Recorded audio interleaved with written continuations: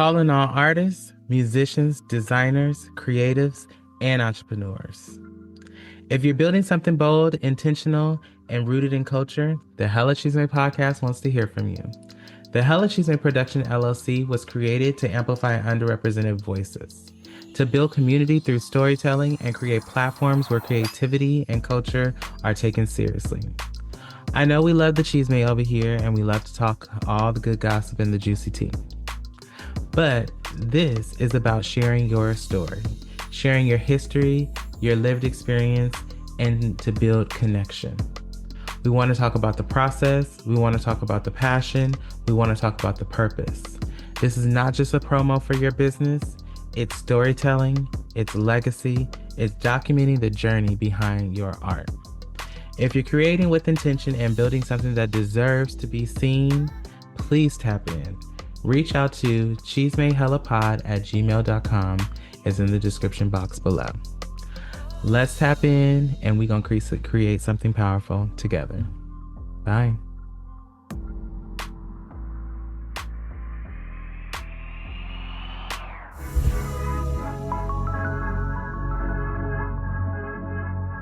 And welcome back to another episode of the Hella Chisme Podcast. My name is Dana and I'm your host. I'm so excited for today's episode. We have another wonderful guest that is going to be joining us today. Today's guest is a best-selling and award-winning author, Julian Winters. Welcome to the show, Julian. Thank you so much for having me. Thank you. Thank you. Julian's stories have become a beloved in the world of contemporary romance, young adult fiction, and Julian is author of acclaimed novels, including Running with Lions and the IBPA Gold Award-winning book, Right Where I Left You, an honor formerly known as the Benjamin Franklin Award. His work has also earned recognition such as the Georgia Peach Award nomination and his written fan favorite romance like I Think I Love You, which I've listened to, and recently read and listened to, will be listening to Last First Kiss. I just was purchasing it last night. US Today bestseller. And known for writing heartfelt, funny, and emotional rich stories like Prince of Palisades, which is the book that was introduced to your work, which I really love. Julian brings characters to life in ways that resonates deeply with readers when he's not writing. He's a self-proclaimed comic book geek, so he says, and who lives in Atlanta currently, where he can usually be found swooning over a good rom-com, which I cannot wait till the later segment of the show. We're going to talk about some rom-coms. Yes. Or watching only two sports that you like, which is volleyball and soccer. The day in the life of Julian Winters. I love it. How are you doing? Welcome to the show.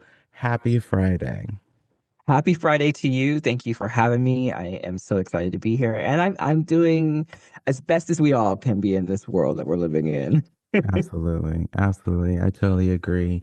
How's the weather there in Atlanta right now? What's the given?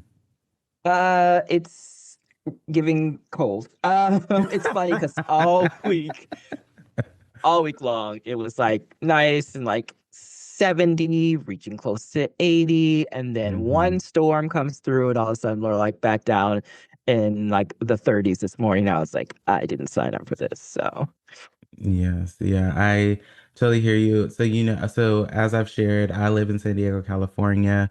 I'm originally from the Bay Area, so I'm used to the weather changing at any given moment. But I want to say about the last 2 years, last year and a half, San Diego has been getting the up and down. Like it's almost Seattle here. oh no. It's very moody sometimes. So last week it was like raining for a couple of days. Then all of a sudden, this week it's like 97 and 92, uh, just out of nowhere. And it's annoying because my allergies and my body is like, which one is happening? We can't live like this. 100%. I have bad allergies also. And the second the weather changes, my body's like, oh, sorry, you have to suffer. So I get it. Yes, it's just too much. It's too much. Well, yes, welcome to the show. Thank you for being here. I always love to try and get an origin story of a sort from my guests to get to learn a little bit about them. So tell the people a little bit about yourself, where you're from, where you grew up, and just a little bit about your journey leading up to now where you are in your career. Yeah, so I was originally born in Tampa, Florida. Don't ask me anything about it because I don't remember. We left when I was like 4 years old, Hmm. and then spent the rest of my childhood in upstate New York, not the Hmm. city. I need everyone to know I know nothing about the city. I just know about upstate New York. And then when I just was about to turn 13, we moved to Georgia. And I've been just outside of Atlanta ever since. Um, Kind of, always just been the kid who kind of liked to be creative in all kinds of ways. And I'm a Hmm. Capricorn, so I also like to be the leader of the pack. But I just remember, loving a lot of different things growing up. And I kind of started my writing journey because I love this show that people may or may not know of called Thundercats. Um, and I just remember being a kid, loving that show, and then hating how it ended. And one day just Mm. sat at our family computer and just started rewriting how I wanted the story to go. And that was my first foray into writing. It's not something I ever planned to do. Um, Again, I was just someone who liked to watch TV and watch movies and hang out with the other kids in the neighborhood.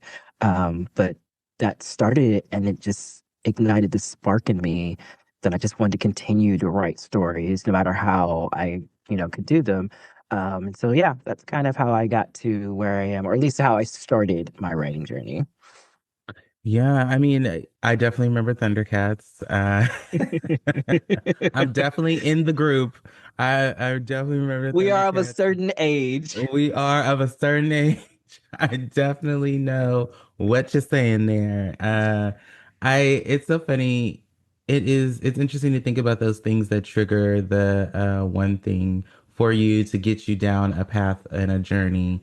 No matter at which way or which point you decide maybe, okay, we're gonna take a break from this and then we'll go to something else during this journey. Yeah, it is. For a lot of people, I think they know out coming out, when they're first born, and for others of us, it's that, like you said, it's just like this happenstance of this one thing that triggers it, and you're like, oh, actually, this is the path I should be going walking down. Yeah, yeah, yeah. When you look back at the moment when you first started writing, whether, I know you mentioned Thundercats being that kind of moment for you of, I want to write stories, I want to tell stories. But what about like journaling, any other storytelling or imaging of characters that sparked that for you, that made you want to, these are the stories that I want to tell. This is the direction I want to down. Yeah, I wasn't a big journaling person, but I definitely was. For some reason, I thought I was going to be a songwriter. So I love to like keep notebooks where I wrote songs. I Hmm. loved, doing that, and I also liked writing poetry. wasn't good at it, but I still liked, Hmm. like playing around with words and whatnot. So poetry was a lot of fun. It's funny that you mentioned creating characters. Little, very, very not known fact about me. Super embarrassing. But I used to, how you like you could go to the store and buy those books with like paper dolls in them, Hmm. Hmm. and like change their clothes and everything.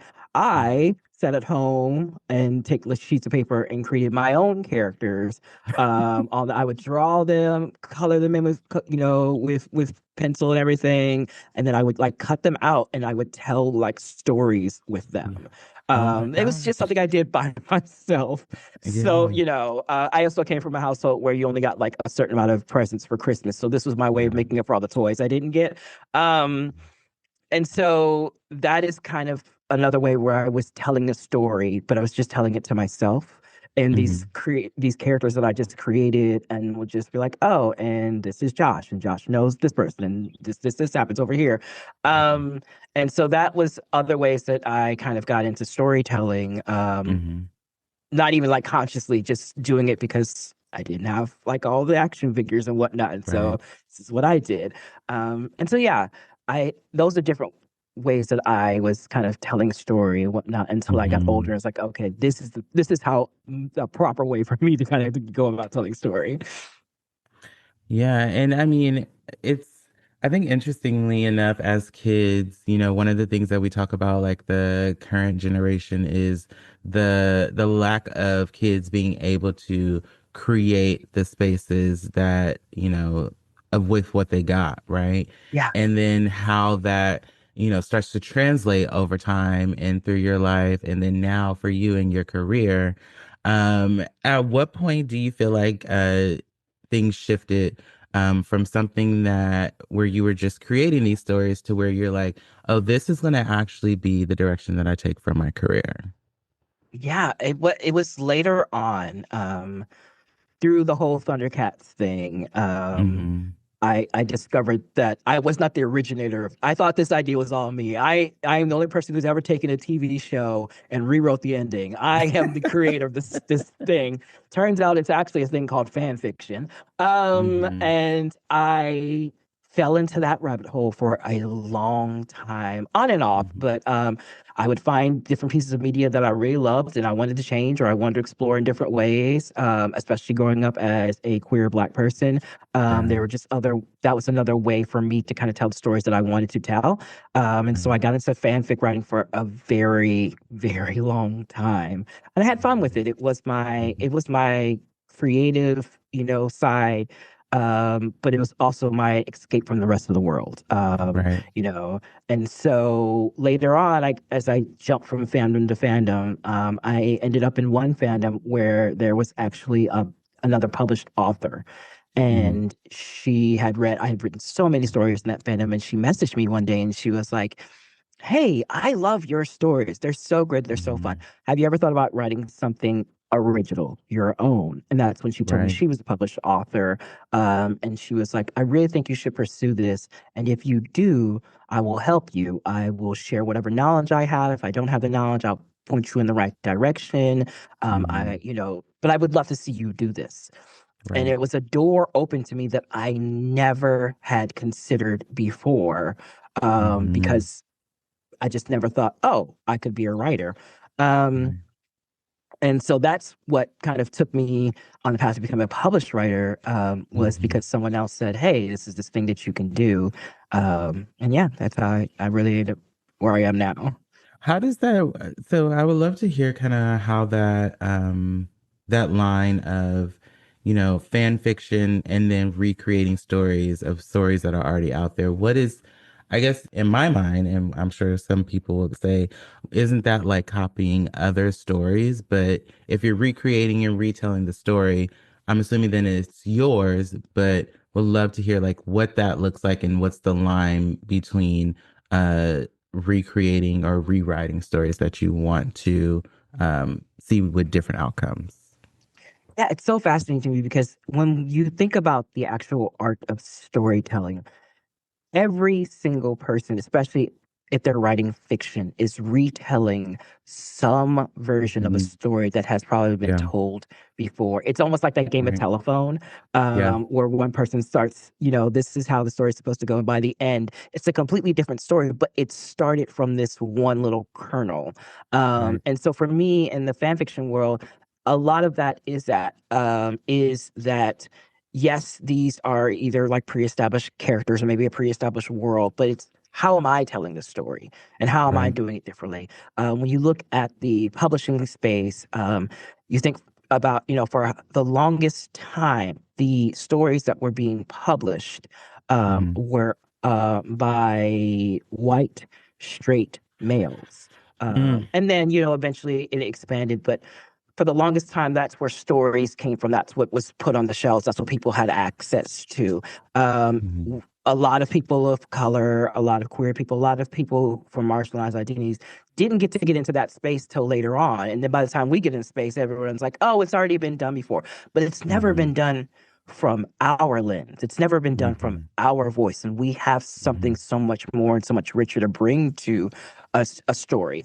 And so for fan fiction with me, it was like playing in someone else's like sandbox. At the same Mhm. time, I was bringing different things. I was bringing, Mhm. creating the castle, but I was building the moat, and I was, shaping things in a different way that looked differently from the original story. And for me, that's the line right there. It's that Yeah. how are we making it our own? And oftentimes I didn't even stay within the space of the fandom. I love to write, Mhm. alternate universe worlds where it's like, okay, we'll Mhm. take this one thing like Batman and Robin and put them in a coffee shop. Like how is Yeah. that looking different, and how is that exploring different things, and what kind of conversations happen in that, and what does that new space create for these characters? Mhm. And I got to the point that my stuff was moving so far from the original piece of media that it almost felt like my own, except the reader had that kernel of who they knew, or the Yeah. world they knew, and were able Yeah. to apply it to this. So yeah, I think that's the fun part of storytelling. Yeah, and I mean you're completely right, which I'm glad you said it is it's about creating your story. The story that you want to create behind what has inspired you to write the story. And I think that's Yeah. fantastic. Were there any like other like books, authors, or films even that made you think you like these are the stories that I want to create, these are the stories that I want to tell? I know a little bit earlier you mentioned about wanting to have some more queer romance representation, but any things that particularly stuck out for you? So I wish so badly I could say when I was younger there were books that I could pick up, but there weren't. And if they weren't written for like a children's audience, so it's probably That's something right. I shouldn't have been reading. Um, but also it wasn't like put in front of me, and I think that's one of the biggest thing about any type of media, any type of creative art work is if it is not put in front of that group of people, and it's from that Yeah. group of people, we'll never know it existed, Yeah. Yeah. and so there were definitely books out, there were definitely things that I could have seen, but in school it was, here is this book again with the main character being white, here's this book Yeah. again with the main character being straight, here's this book Yeah. with so it was just this repeated thing where I didn't think our stuff existed. Yeah. And if it did, it was only trying to tell one particular story, because the only stories that were given to me were stories that had to do with racism, homophobia, like Mm-hmm. I like the pain and trauma of being who I am. But Hmm. I definitely clung to a lot of different movies and whatnot. You mentioned I am a huge rom-com fan. That was my Hmm. favorite thing. So I definitely leaned into a lot of that. Hmm. Growing up is I would just sit there and watch rom com after rom com after rom com, and I'd have to Hmm. somehow manipulate the story in my head that I got to exist in those worlds. Because again, just like with books, they were often straight, they were often white, they were often, everything looked a certain way. Yeah. Yeah. But I still got more out of that than I got the books that were fed to me, because at least in the rom-coms, the goal of a romance is to always have a happily ever after. So I Right. left after watching all those movies feeling hopeful about my own existence. Ugh, that's fantastic. I love that. I mean, every rom-com that I love and that I've liked, my little brother will always tell me they're all stupid, but I realize I realize it's because that you're right. Like everyone doesn't always have a happy ending. They're always trying to either kill somebody off at the end or something tragic, somebody gets cancer, somebody has in our books that somebody always has to have HIV or AIDS, and it's like, Mhm. girl, can we just get through this and can we just Right, enjoy this?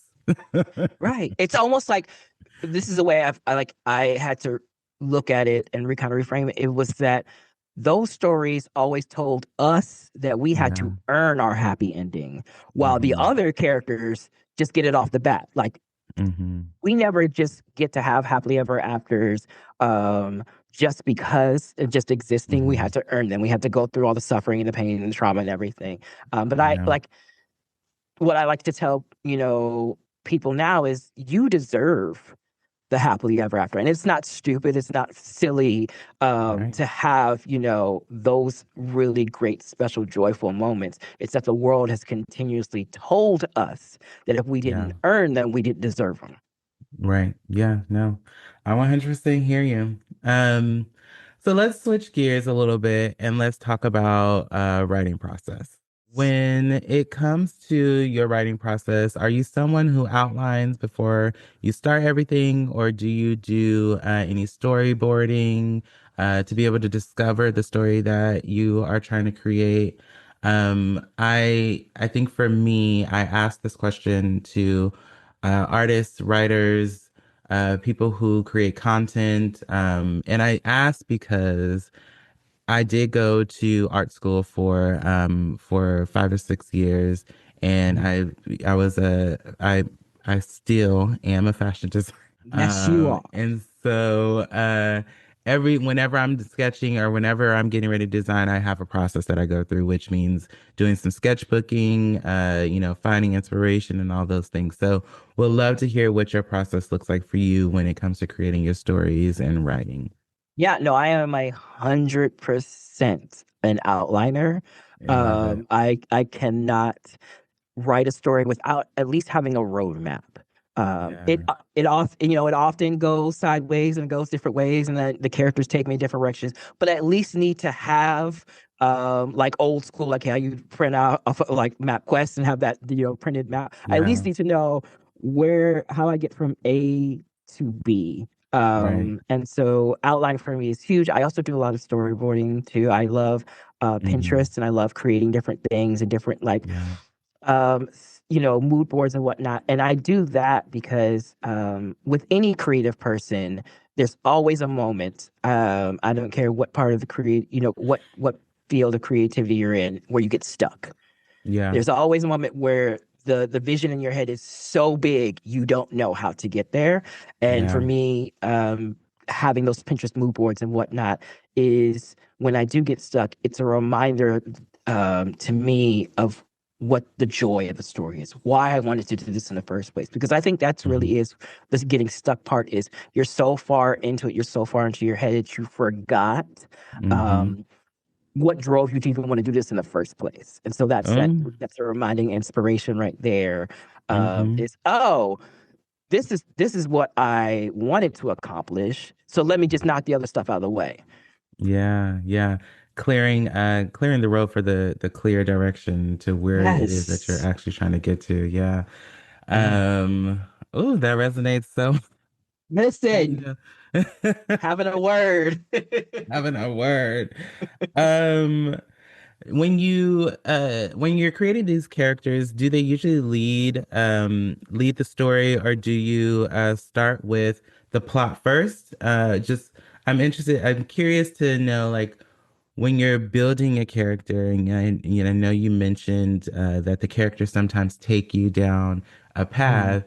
What is that like, and what does that look like? Because I can only imagine if you've set your mind on this one character, and then all of a sudden we've gone down this whole path. What Mhm. does that look like? And then how do you get yourself back on track with it?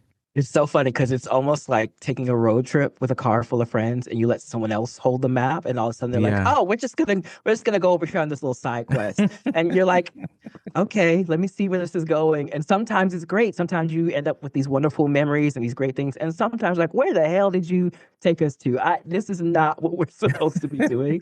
So, it is very interesting for me when it comes to do I work off a character or plot first and foremost, like what drives the vehicle. Hmm. Hmm. Because had you asked me 5 books ago, it'd be like, oh, it's always character. For me, characters always come to me Mm, first. They mm-hmm. all are always like the thing I think of most. I'm like, okay, if I'm gonna have to live in this person's head for a long time, I need to know them first before we start typing anything into this Yeah, laptop. But now I feel like it can be a mixture of both or one or the other. Sometimes I have an idea. Sometimes there's mm-hmm. a story that I want to tell. I don't know the characters, but I do know what I want to get across to the reader. Right, And then I need to find the characters that will be able to tell that story. Um, right. yeah, and then like I said, sometimes it goes sideways, and sometimes I'm like, oh God, I just spent a whole day writing something, and I just have to delete, delete, delete, delete. Um, that's fine. That's part of the journey. Sometimes you say that stuff, and you look back on it like, all right, we did something there. Not something good, but we did something.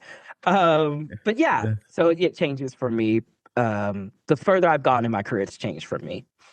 I love it. Which part would you say is the hardest? Would you say is it starting the book, being in the middle of the book, or finally finishing the book? It is 100% starting the book. I Really? fight myself so hard at the beginning of the book because I think part of it is because I'm a perfectionist. Yeah, And when you're starting any project, you have to allow the mess to exist so you can yeah, pick through it and find all the different treasures within the mess. And I don't like yeah, that. I don't like it. I hate it. yeah, I hate trying to, I hate the discovery process of who is this character and yeah. what do they want to do? No, I know. Get me straight to the kissing scene or something. I don't want all Yes. that. And unfortunately, I mean, you can start a story that way, but you got to be able to back it up. And I Yeah. can't. So, it's the starting part for me. It takes me the longest to get through like the first 6 to 10 chapters versus the middle and the Wow. end where I can really Yeah. zoom through it because I've now established for the reader who these people are and what their Yeah. original goals were. And now let's take them Yeah. on the journey and flip everything upside down. Yeah. So beginnings suck. Anyone who Yeah. says they're great, more power to you. No, so I say it's my ADHD because it is. And I have always I'm I'm now a reader and or an audiobook listener. I was not when I was younger, Yeah. because I just was too much. I was too much of a knucklehead. I always have FOMO. I always wanted to do everything else but sit my ass down and read anything or do anything that meant me looking and getting knowledge from something else. But as a reader, I love a book that is going to be consistent. Something's happening. We got to keep going. We got to get it. And, sometimes those books that do have that long buildup in the beginning. And then when I finally get to where I'm looking for the action, to the kissing scene, as you're saying, I'm like, all right, let's go. Like you got to hang in until you get to that part. Yes, yes. It's like you gotta hang in there. Like, child, I done read 15 chapters, and they finally get into it. Those slow burns, I tell you. Yes, When I yes. light that Bath and Body Works candle, I want the scent to hit me right then and Right. there. I don't need it to Come hit on. later on. Um, so I so reading the few books of yours that I have, I feel like your books often center around friendship, identity, and love, in that is in a really authentic way. Um, and so I would love to just know how much of yourself or your experiences or your emotions do you find that you put into the stories and the books that you write? A lot of times it's unintentional, Mhm. but a lot of different parts of myself end up in books, whether it is part of the storyline, whether it's a character trait or something.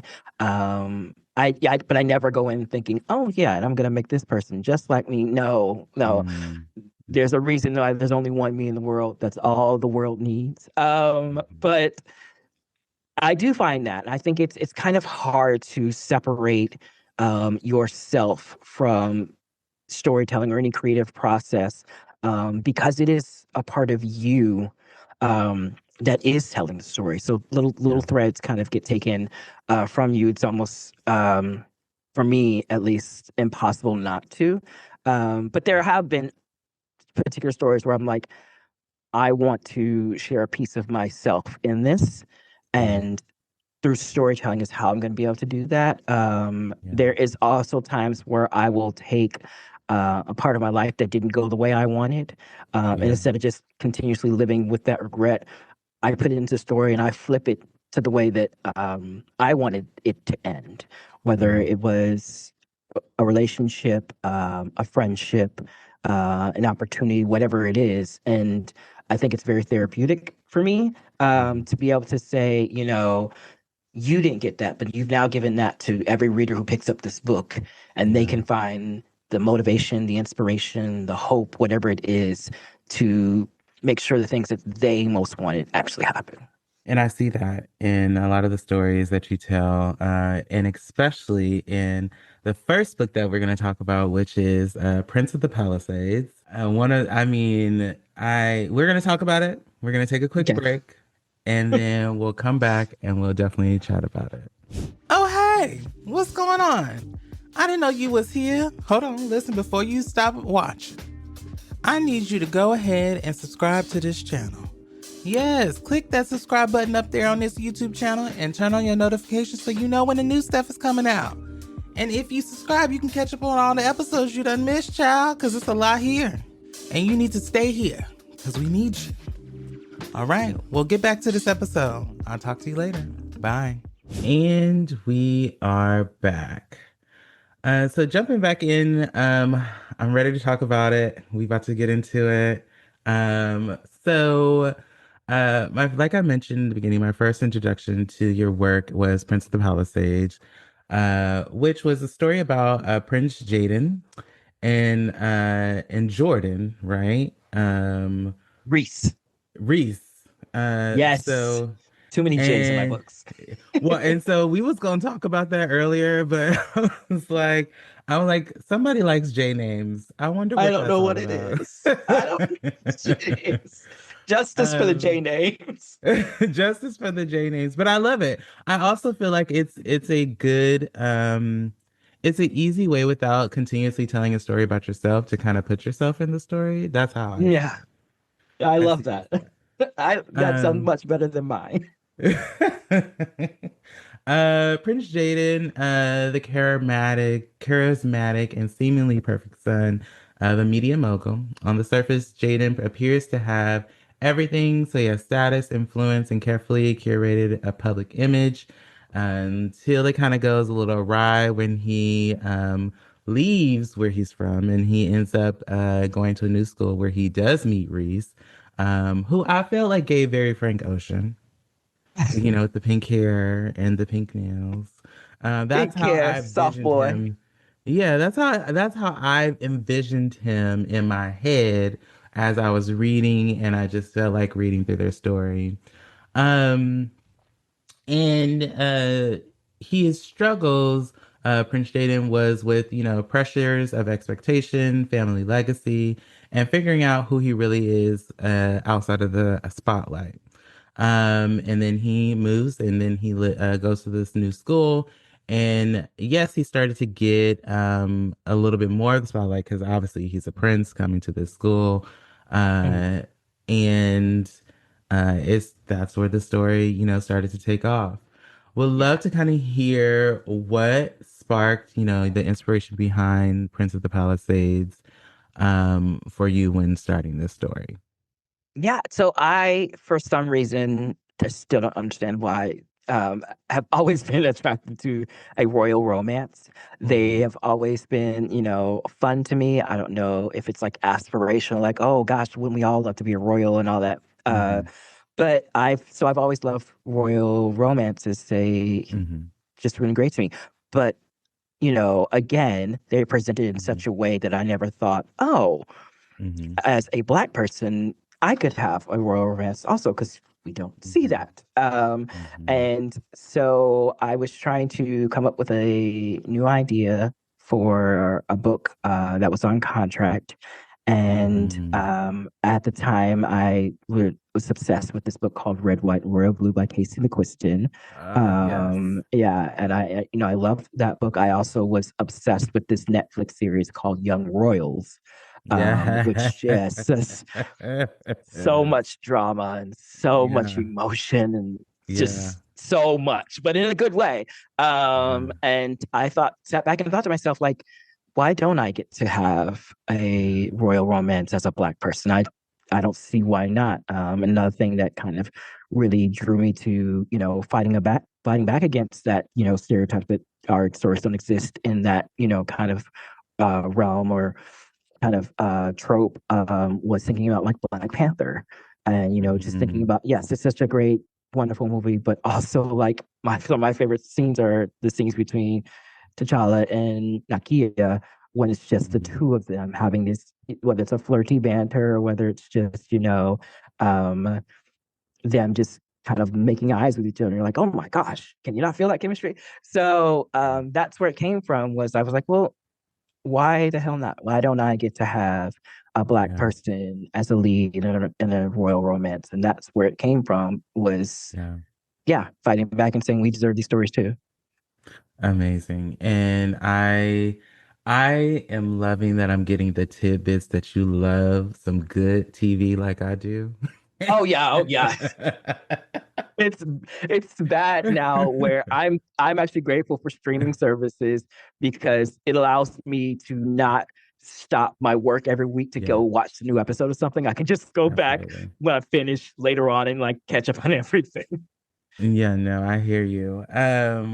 Was there any specific moments or characters, that made you say, this story I need to tell, especially in, realizing that you want to tell royal stories? Was there any, or this particular one, was there any other stories that have stood out to you where you're like, I definitely also want to tell this story as well? I mean, yeah, it was definitely Red, White, and Royal Blue was one, but there are a couple other. I love The Princess Diaries growing up. Yes. That's with Anne Hathaway. That's such a good one. And the Meg Cabot series is great. Also, there is also a book called Tokyo Ever After by Miko Jean. Mhm. That also was. I was like, this is the kind of like royal romance I want to tell.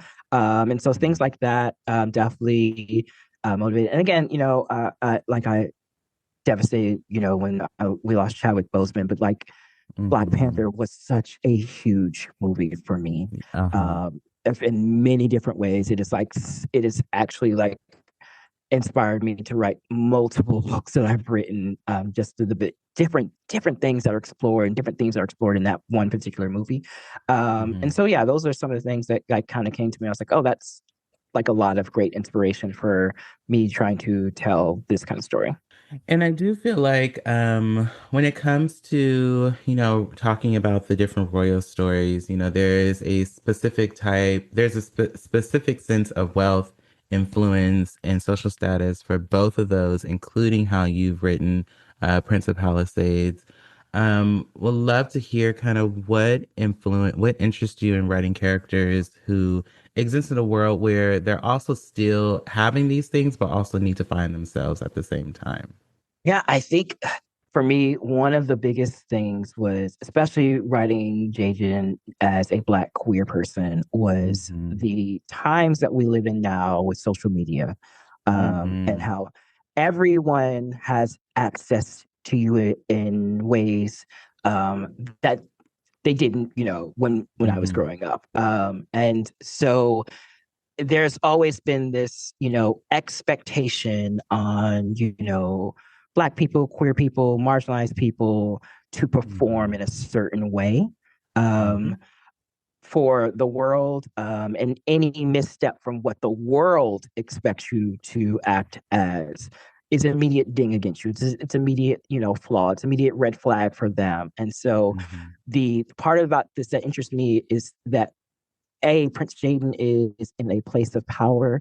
Hmm. He is in a position of wealth and whatnot. And even him as a Black Hmm. person would get more scrutiny than any Hmm. other royal who was not, a person who was Yes. white, And I thought Yeah. a lot of that to me came from watching Prince Harry and Meghan Markle, and looking at how Yes. the world, it would be so forgiving of anything that Harry did that might have stepped out of line, that might have seemed unreasonable to them. But any instance of Meghan doing something just the Mm. slightest off Yeah. from an expectation was an immediate red flag. It was an immediate, issue, is immediate attention in such a negative way. And that's what I want to Mm. explore with Prince Jaden's story. Is this expectation to always have Black excellence, to always be perfect, Mm. to always be great? The other part of it was exploring it from a young adult's perspective. We put Yeah. so much pressure on marginalized kids, on Mhm. Black, Indigenous, or people of color, if they're Mhm. if they're younger, to look and present a certain, be grown-ups before they are actual Mhm. grown-ups. And that Mhm. was a big thing for me, and to explore in Prince of Palisades is, why do we expect so much of people who look a certain way and not the Mm. rest of the world? Mm. And so, yeah, it was a very fascinating thing that I didn't expect. And then the other part is, again, Prince Jaden is a person who was in power. How does he use his voice Mhm. to, fight for not only his community but other communities? And I Yeah. think that's another powerful thing we don't talk about enough, is when you get to a certain place in life, when you get to a certain status, do you Mhm. forget about everybody that's below you? Do you forget about everyone who is a part Mhm. of your community, who looks like you, who identifies like you? Or do you fight back and use that platform in the way that you should?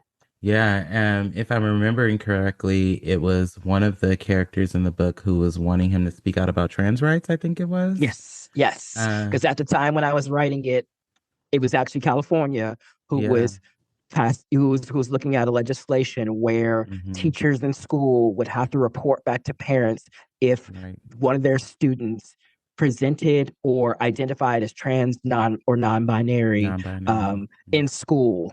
Mm-hmm. And it horrified me that Yeah. that was something that was being talked about. But then I also thought about, but if I'm in a position of power to speak out against these things, am I taking the easy route of silence and Right. complicity, or am I going to actually speak out? Because that's Yeah. something I see all the time online, where it's like, you see those certain celebrities who are just like, and look at this new thing I have coming out, but will never once speak Yeah. out, against any kind of atrocities that are happening around the world. Yeah. Yeah. I hear you.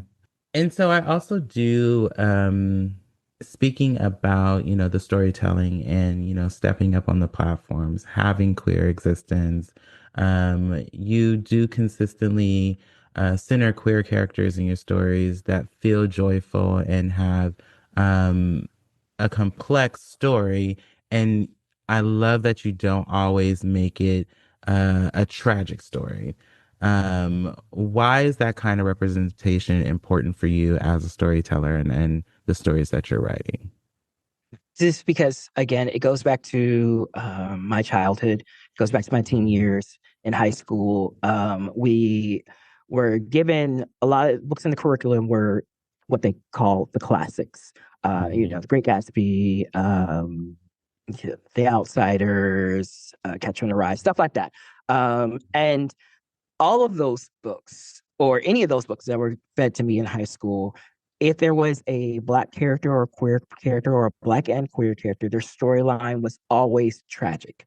Their Mhm. entire purpose in the book was to teach the white main character something, Mhm. instead of allowing those characters to have an existence that was, three-dimensional and fully Mhm. realized. And that was a lot to take on as a kid, when you constantly read about characters that look like you or identify like you, and they're always Mhm. dying. They never make it Mhm. to the end. Mhm. Or the whole time that they're on page, it is about their suffering, it is about their trauma, it is about their pain, and how the world hates them. And it's like, I don't know if we think about this, but what kind of mental state does that leave a child in Mhm. when they continuously read that that's what your life is going to be like? You are going to be nothing but a lesson for someone else to get their happily ever after. Um, and so that's why the stories that I write will never reflect that world.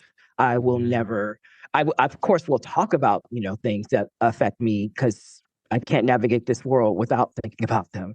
But Right. they won't be the sole focus of the story. It won't be the sole focus of that character. It will not always be about their trauma. It will not always be about the ways that the world hates them for just existing. It will be about Mm-hmm. finding the joy in who we are and finding the joy in our community. And knowing that we deserve great things. We Mm-hmm. deserve happily ever afters. We deserve to just exist no matter who we are. Mm-hmm. And so, yeah, that's what's always going to happen in my books. I love it.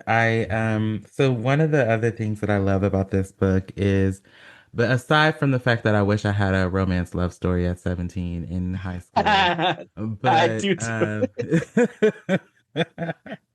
but in this book, I feel like the relationship between Reese and Prince Jaden felt very well balanced. And I think that you capture the early stages of them falling in love in a way that feels very innocent and emotionally intimate, but still in a subtle scene of chemistry and attraction there. And right now, I feel like in a lot of the shows that we watch, it's very heavy on, these kids are having sex, they're doing drugs, they're drinking, they're partying. And I feel like your approach in finding and showing their romance and showing their connection what had a great deal of good innocence and you kept it clean. How did you do this? One, but two, how do you show a relationship of a younger group, a younger couple, with but while being respectful, but still keeping it romantic at the same time, uh, in your writing. Yeah, I mean, I think listen, kids are going to be kids. They're going to be messy. We all do a lot of things when we're younger, whether it's out of rebellion, whether it is out Mhm. of hurt, whether it is out of need.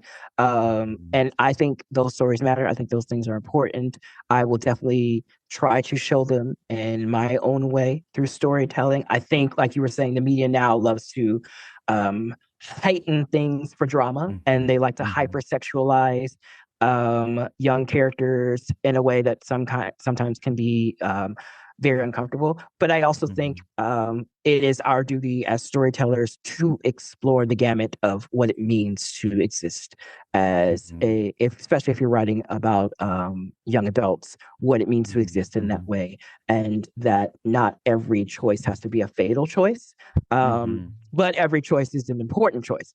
And Mhm. so in Prince of the Palisades, while I don't go down the path of, them doing drugs or, anything that's heavy in that way, I do explore a lot of different things, whether Yeah. it comes to, racism, Yep. homophobia, any kind of like transphobia and things like that. I do delve into while it's not hypersexualized, the two characters, spoiler alert, do end up having sex in the book. And I do it Mhm. in a way where it is intimate, it is, important, but it is also what I'm trying to show. What does a healthy, intimate, physical relationship look like, especially Right. for a queer person? So there's a lot of talk about consent. There's a lot of talk about comfort. There's a lot of, Mhm. talk of, there's a lot of offering of we don't have to do this. And I think that's important conversations to have because if you look at certain like TV shows and movies, those things aren't happening. It's like it's there to show you that these things happen between characters, but in a way where it's like, can we pause for just a second and Mhm. talk Mhm. about the things that need to be talked about? Can we talk about Mhm. protection? Can we talk about, Mhm. comfort levels and Mhm. how things should be approached, Mhm. and then can we talk about afterwards and how do Mhm. we how to deal with those big emotional feelings after, and so that for me is the important part of storytelling because again, a lot of queer media and books weren't when I was growing up, weren't centered around showing younger people how Yeah. to go about this. Right. So these are hard lessons I had to learn as an Yeah. adult later on that I Yeah. wish could have been framed in a way that a younger me could have taken in and absorbed and knew going into any kind of physical relationship, any kind of Mhm. romantic relationship and whatnot. No, yeah, I hear you. When I was 17, I was reading B-Boy Blue, and I absolutely should not have Oh been my reading B-Boy God. Blue. Okay. I should have not been reading that book. All of my I friends didn't read that around to my me, 20s. all the people around me, my best friend at the time was reading it. He was like, "You need to read this." I remember reading it and was like, "My God." But again, These that was all we grown men. had. That's all we had. Yes, yeah. And if it wasn't that, I read like my other good friends Love Zane at the Hmm. time, which was also just, I mean, out of this world, just all kind of foolishness. Right, right, right. But that's all we had access to. And again, it's like, Yeah, that's one of the reasons I write young adult stories still, is because those books are great for a certain audience. But when it yeah, comes to making sure young adults have access to things that they need yeah. at that particular point in their life, I wanted to try to be there in some kind of way for them. So yeah. Yeah, I love that. I love that. So, switching to another one of the books and stories that I love, which is So I Think They Love You, which centers around Denzel, Denz for short, Carter, who is a charming but guarded man who has built his life, which is supposed to feel stable, but Denz is managing a lot of different things. He got a lot going on. He too Mhm. was struggling with some acceptance. He had a Brad breakup with his ex, and then he is trying to figure out how is he gonna he's bringing his ex essentially around his family again. And my understanding was lying and telling them that they were back together, which gives very much so, you know, that Christmas movie, Single All the Way on Netflix that came Yes. out 2 years Yes, I ago. do. Yeah. Yeah. It gives very much so like that is the story Denz is trying to tell, but Denz also, I just feel like emotionally unstable in some ways and was just trying to get his Mhm. shit together, but was still struggling with that too. Yeah, 100%. Den's I love you. But yeah, he had a lot to deal with and a lot to kind of work out. Unfortunately for him, it's working out all of those feelings and Yeah. steps in his life in front of his family constantly. So Yes, yes. And I feel like this book really explores the idea of second chance and love, and Mhm. emotional vulnerability. What tell us about this story and what interests you in telling a story about people who revisit feelings, and who essentially recreates a love story that they've had, but Yeah. making it a new love story for themselves.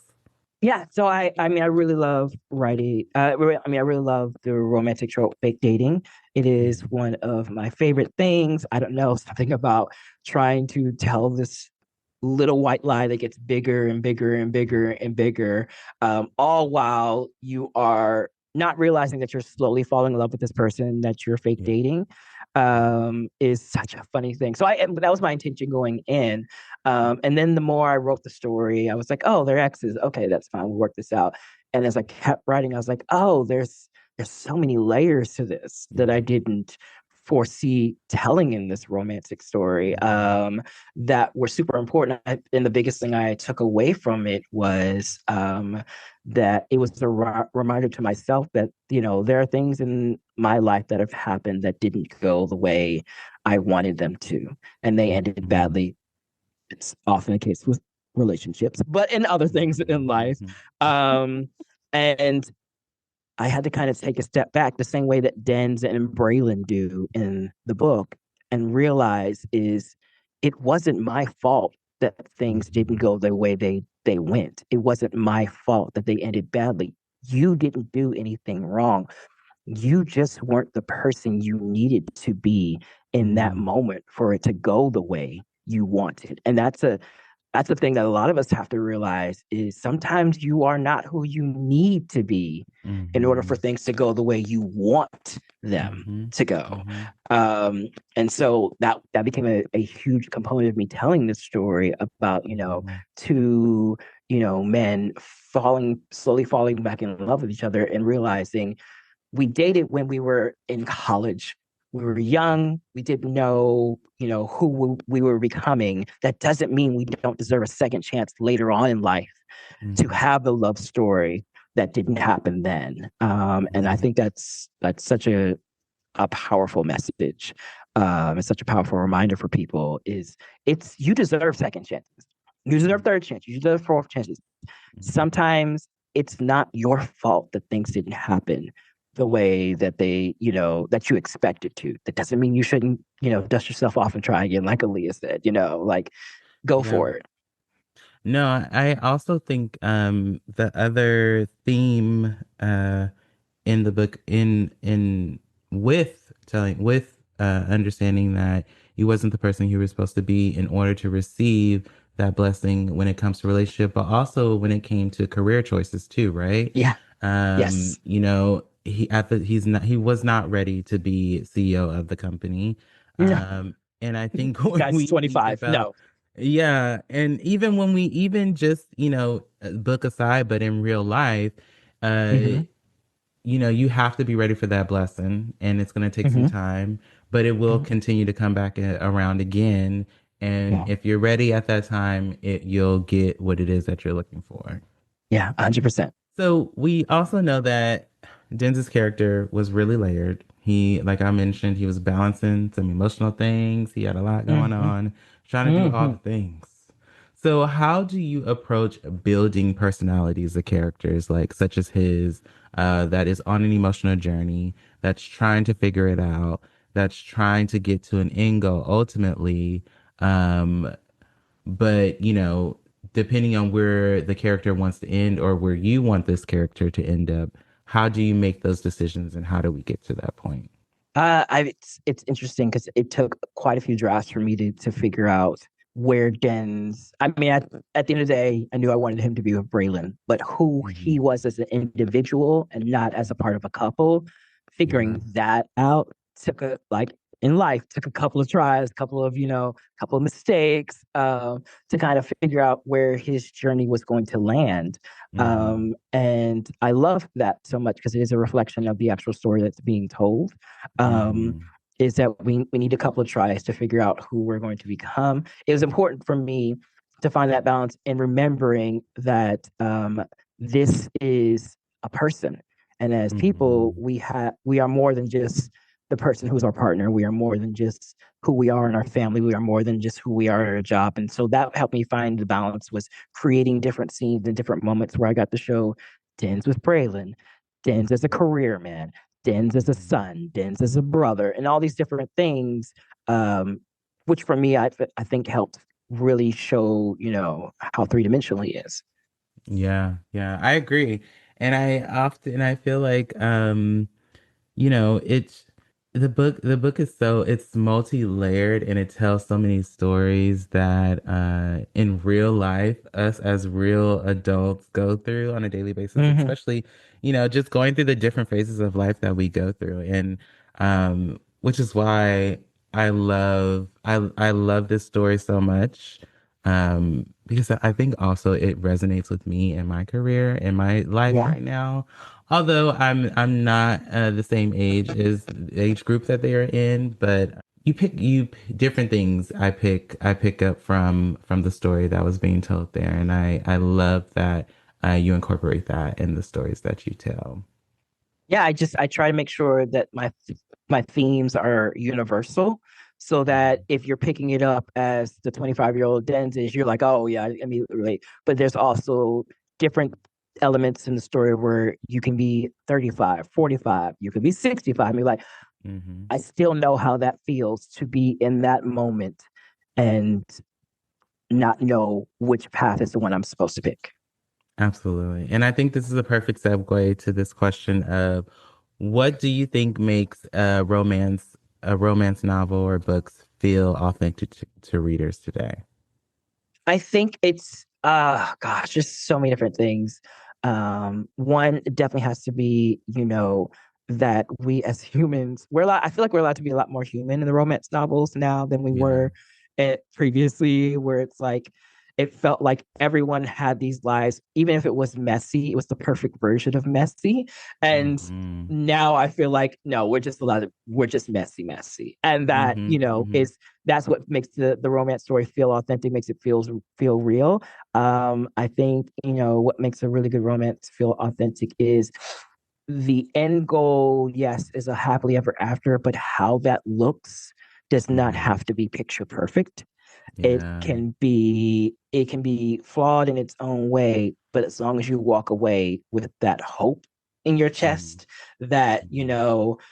I can survive, I can make this, I can get to this point, Mm-hmm. is so good to me. And I think just I mean, I hate to say it, but I do love now that romances are a lot more diverse. Like it Yeah. is a reflection of the world that we live in Mm-hmm. versus the small town that a lot of other people lived in back in Yeah. the day, or that Yeah. one street where everyone Yeah. looked the same and everyone had the same kind of house and whatnot. So I Yeah. do love that romances now are more authentic because they are more richly diverse in Yeah. character, in storytelling, in themes, in relationships, and Mhm. sexuality, like all these different things.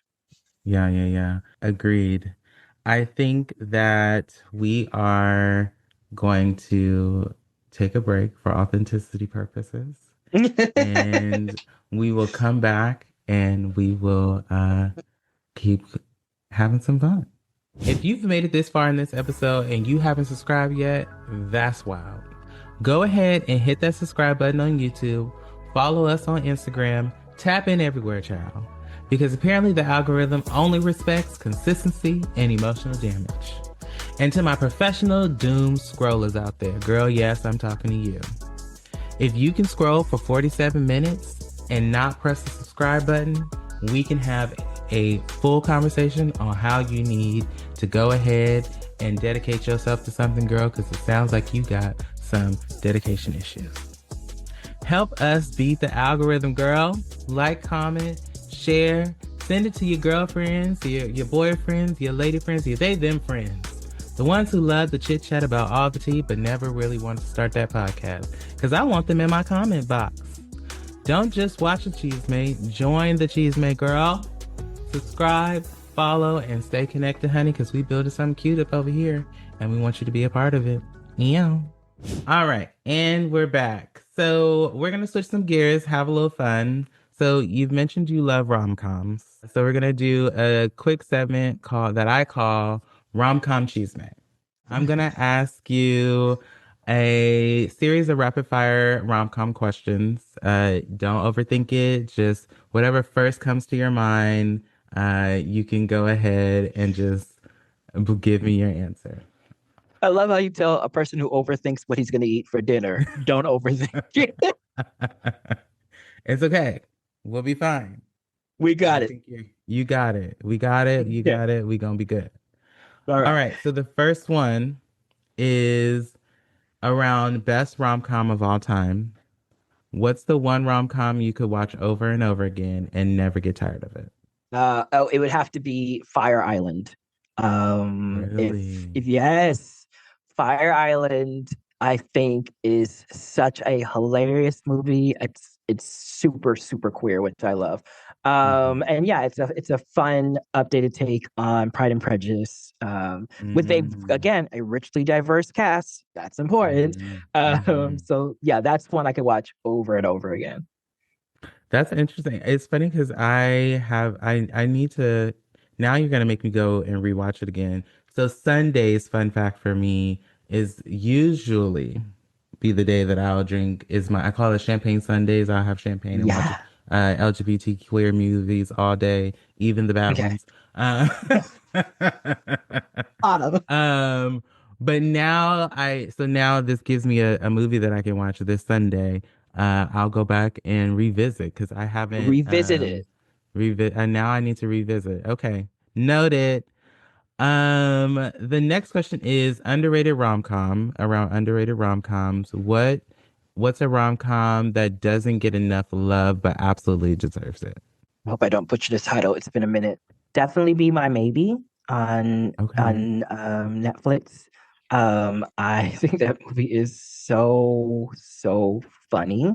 I Mm-hmm. think it's really good at capturing nostalgia of rom-coms while also Mm-hmm. kind of be like an updated twist on them. And I Mm-hmm. don't, yeah, I think I saw a lot of people talking about it when it first came out, but since then, like it doesn't, Mm-hmm. when people like make their little listicles in different Mm-hmm. magazines, and when Mm-hmm. that doesn't really get mentioned, I think it needs a lot more love. Okay, I can see that. I think I've seen it. I don't know that but now it's in the But brain. it We it go. be it's been a hot minute. Okay, okay. Dream rom-com setting. So where would you see your ideal rom-com take place? I have a couple of places that I've mentioned. So like New York, Paris, Malibu, or a bookstore cafe, or if you can think of anywhere else. See, I would lean towards Malibu because for me, it would have to be around some kind of beach setting. Okay. I think for me, beaches or just like anywhere near the ocean are inherently romantic to me. I think of like Mm-hmm. long walks. I think about watching the sunrise, watching the sunset, that Mm-hmm. different feeling of being out there. Warm weather is always good for me when it comes to like a Mm-hmm. romance. Um, Yes. Shout out to all the people who love the snowed in romances, but I don't want to feel cold while reading a book. Mm-hmm. So yeah, it would have to be around a beach. I every year travel out to Santa Monica Love just to have that. me time. And Yes. all I do is walk up and down Oceanfront Walk and just take in that feeling. So I love that. Um, Rom-com comfort food. When you're watching a rom-com, what snacks do we have? Ah, I'm not gonna lie to you. It is probably pepperoni pizza. Love And it. that is because I can just stuff my face plus while the rom-com's happening, and by the end, I don't even realize that I've eaten the whole pizza. Like it's just, I don't know. It feels very Yes. comfortable just eating pizza and watching a movie. So I love that. Listen, if I wasn't around here trying to keep this figure straight, I would definitely eat more yeah, pizza because pizza is a heavy addiction of mine, but yeah. a good addiction, to the point that where I've been planning some ideas around making pizzas. Yes. Yeah, another conversation for another day. Okay, Um, but I want you to know I'm fully in support of this, so please pursue this idea. Oh, yes, yes, yes, yes. I will definitely reach out then, and when I fully have it ironed out and thought out, because I'm sorry, we digress. But Stanley Tucci has a pizza oven at Williams Sonoma, and I love to be down there with William at the Sonoma. Yeah. And I and Listen, man, I so love Stanley Tucci, so let's yeah. yeah, so I've been thinking about buying his pizza oven. There's also these other pizza ovens that I love, that I just haven't pulled the trigger to buy because I'm like, A, where am I gonna set it up at? And then That's B, fair. um, and not that I could easily do it outside, but it's just anyway. But yes, pizza for sure is the thing. Yes, I 100% agree. Yeah, I think you have to have Um, like a pizza party rom-com night. So I yeah. think you gotta do. Invite everybody, make their own pizza and watch rom-coms. I'm here for it. I think it's on the list. It's on the list. Rom-com pet peeves. What are some things in rom-coms that always makes you roll your eyes? Oh, this is hard because I want rom-coms to be over the top and I want them to be, just outrageous. I think the one that for me is, and maybe it's because I'm not this kind of person, but the the objection at the wedding thing really just I'm just like, who, who, who Yeah. does it?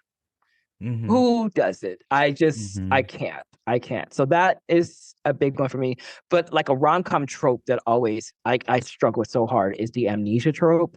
It's where you get hit in the Uh, head and all of a sudden you forget yeah. everything, but then Yeah. it all starts to come back to you, but you don't tell the other person. I always like, Yeah. y'all, I don't think science works like that. But also, oh, what?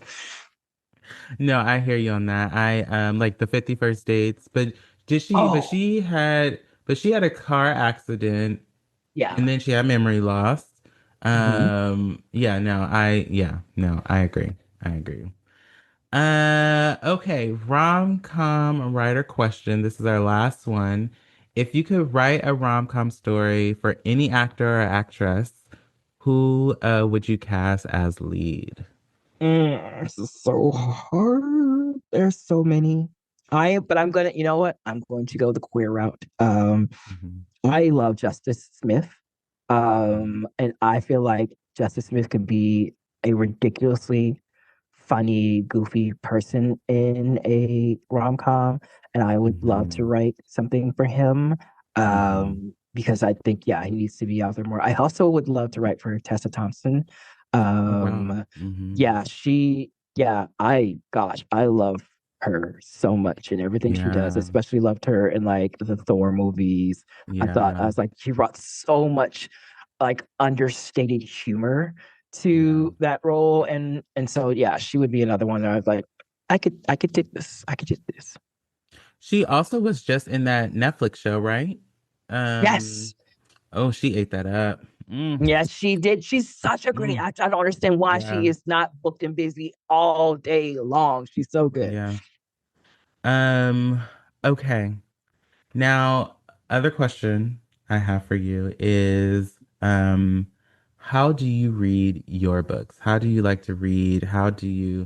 I ask this because I've grown an affinity to me loving to have something tangible in my hand. I like to read, but I also like to read and listen at the same time. Hmm. I don't Hmm. know, I don't know if it's a good thing or a bad thing or if I'm weird, but would love to hear your thoughts. For me, what works best right now is ebooks because I'm always like going somewhere, and I am very particular about my books, my physical books. I don't want them to get damaged. Hmm. I don't want no spills, no nothing, so I keep those on the shelves, and I like to Hmm. just like swipe and read. But I am also a huge audiobook person, because I'm sure you experienced it living in California. In Atlanta, our traffic is horrendous, so I'm always Absolutely. stuck in the car for long periods of time. Amen. And audiobooks it gets me through. And Yeah. I like audiobooks because if you find the right narrator, it's almost like you're experiencing a movie because they will bring their acting chops to the Absolutely. role of reading this book and make the book even livelier. So those are the two big ones for me, but I do love my physical books. Love it. Love it. So you have a new project coming out in August, August 4th. Your new book is going to be released. Find My Way Down to You. In closing, tell us a little bit about the book, what to expect, and yeah, share with the folks. Yeah, Find My Way Down to You is my next YA romance. And it's my first time including speculative or fantastical elements to the book. Mm-hmm. It is a Mm-hmm. book about a 18-year-old boy by the name of August. Yes, I know the book comes out in August and his name is August. I didn't do that. But August lost his first love 2 years prior in a tragic Mm-hmm. car accident, and he has been Mm-hmm. grieving the death of his first boyfriend ever since. And one day he accidentally finds his way into the underworld, which Mm-hmm. presents him with a new opportunity to possibly go and find his first love and see him again. Um, the only problem is, in the underworld, August meets the farrier of souls, and his name is Carrie. Mm-hmm. And August slowly starts to find himself going down a dangerous path of falling for Carrie, um, Wow. and dealing with how do you have a romance with the farrier of souls, an immortal. Um, and so it is, I like to pitch it as, if you know Greek mythology, the story Mm-hmm. of Orpheus and Eurydice. So if Orpheus Mm-hmm. went to the underworld to be reunited with Eurydice, but instead he fell in love with Charon, the Mm-hmm. ferryman of souls. And so yeah, if you've read You've Reached Sam by Dustin Tao, it has a lot of that kind of, sad boy energy to it, a lot of feeling to it. And also, if you love things like Hades Town or anything that deals with kind of mythology and lore and stuff like that. Wow, that sounds fantastic. I definitely have already pre-ordered mine. Thank you. So I'll be getting into that this summer. That sounds exciting and really, really I hope cool. so. Um, oh no, it will be. It's fine, honey. No, You don't gotta mm-mm. worry about I am it. always nervous about books, especially when it's my first time writing fantastical elements. I'm ready to be eaten up by the reader. Oh, it's gonna be good. I think what we all, as creatives, as artists, as people who put things out for consumption of the world, I do and can see. I do it every day when a new episode of the show comes out. Um, I don't even, so the most that I will do is I'll listen to the first 15 seconds because I also don't necessarily like to hear myself talk. Uh, and then I'll be like, you know what? I'm gonna close all my things, put Cut it it all down. away, and shut it all down, and then whatever happens will happen. Right. Um, And just focus on the next creative endeavor that you're about to do. So, exactly, exactly. Well, again, thank you so much for joining us today. Before I let you go, please tell the people where they can find and follow you. yeah, you can visit my website, julianwinters.com. I try to update as much as possible. So for any news and stuff on there, I'm also very active on Instagram. My handle is at Winters Julian, because whoever has the Julian Winters handle won't give it up. But at Winters Julian on Instagram, check me out on there. I'm not really as active on any other social media platform, but you might see me here and there on the other ones. Perfect, perfect. Again, thank you, Julian, for coming to hang out with us. Thank you Thank for you for chatting with having me. me. Absolutely. I hope we'll have you again, and we're gonna talk about this pizza making Oh, situation. yes, we are. All right. Well, we'll take a break and then I'll come back and close up the show.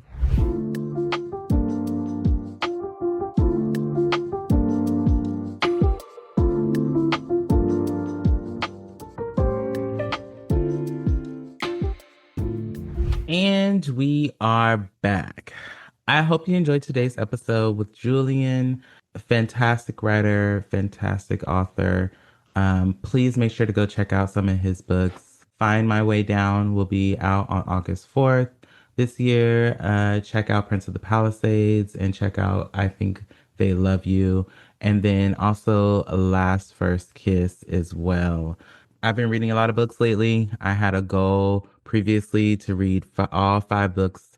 I've made it to that goal, so I'm happy that we are here and I plan to read more books. So I did choose a card off camera.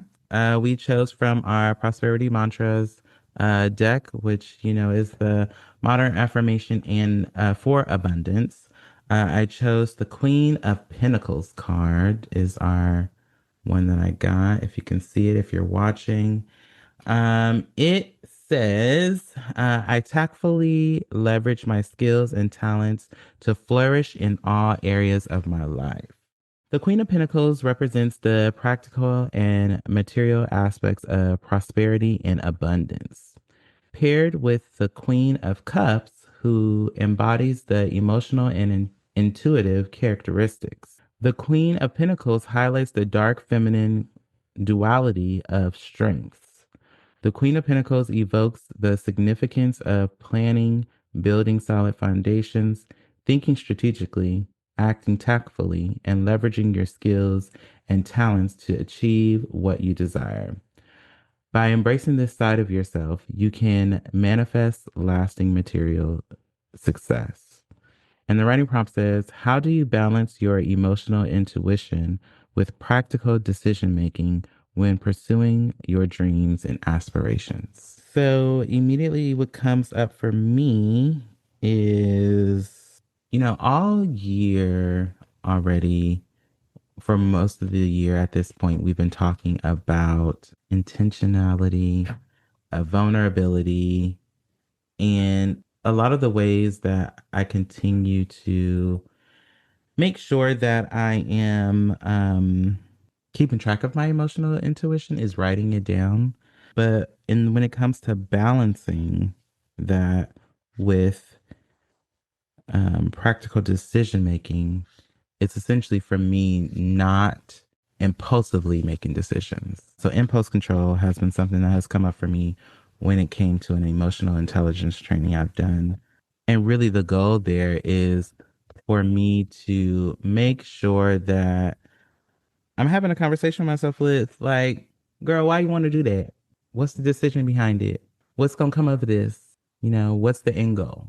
When I think about that and when I think about the direction that I'm heading in, building the foundation that I'm building, and then building the house that I'm building, I think it's just important to realize what your end goal is, where you're trying to go, asking yourself those critical questions and sitting in any emotions that do come up for you at the time and working through it with yourself in whichever way possible, whether that's with a therapist, journaling, shadow work, whatever that means. But just understanding what the goal is for yourself, I think is just what it boils down to immediately, is what I'm thinking. But yeah, thank you for listening today. Thank you for coming and joining us. I hope y'all are being safe out there. I hope you are staying cool in this heat, honey. And we'll catch you back here next time. Bye. If you've made it this far in this episode and you haven't subscribed yet, that's wild. Go ahead and hit that subscribe button on YouTube. Follow us on Instagram. Tap in everywhere, child. Because apparently the algorithm only respects consistency and emotional damage.